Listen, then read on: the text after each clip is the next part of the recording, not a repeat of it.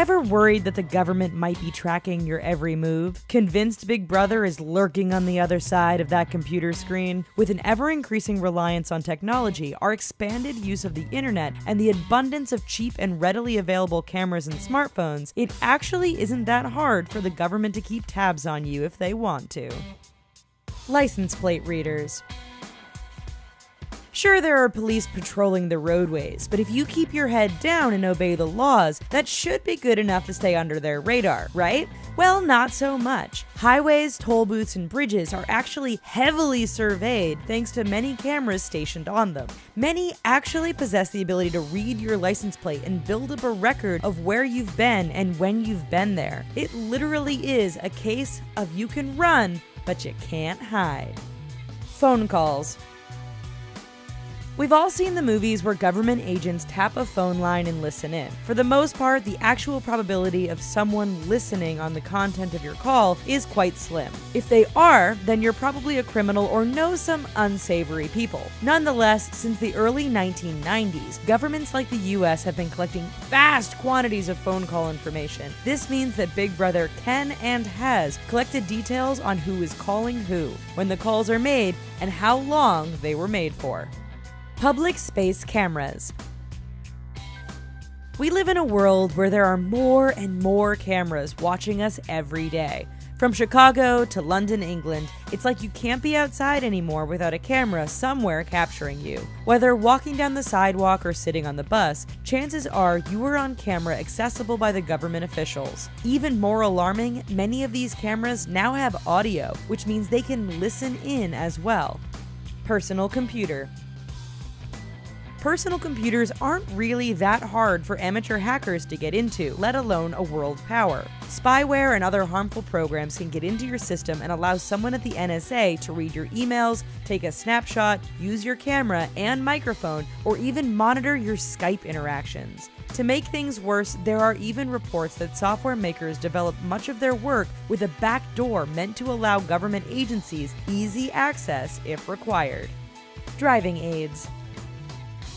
As cars get more and more advanced, the number of gadgets incorporated to make our lives easier increases. All of this added tech also opens the door to government snooping. Navigational aids, black boxes, and automated assistance features are great, but they work in both directions and transmit a considerable amount of information concerning your driving habits and whereabouts to total strangers. Credit cards.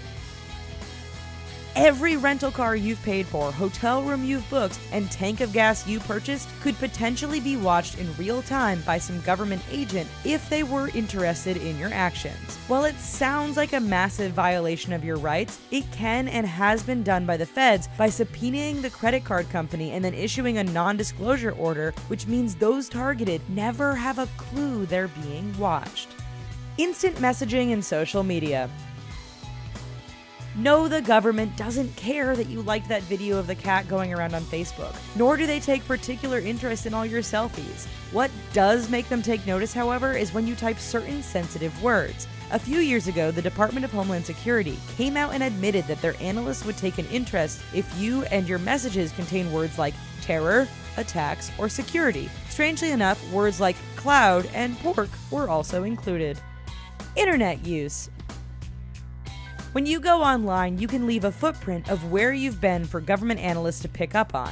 In a way, it's similar to potential phone snooping, in that the government is unlikely to be able to track you in real time or know exactly what you're looking at. That said, if they want, they can find out what sites you've been on and how often you visit certain sites. The catch is that even if your computer is used to visit a flagged site, there's no immediate way to prove who was sitting at the keyboard at that time. Photographic ID. Been to the DMV passport office or had a mugshot taken at any time? Congratulations! There's a good chance you're now in a database which can be used to facially recognize you with special software used by some government agencies.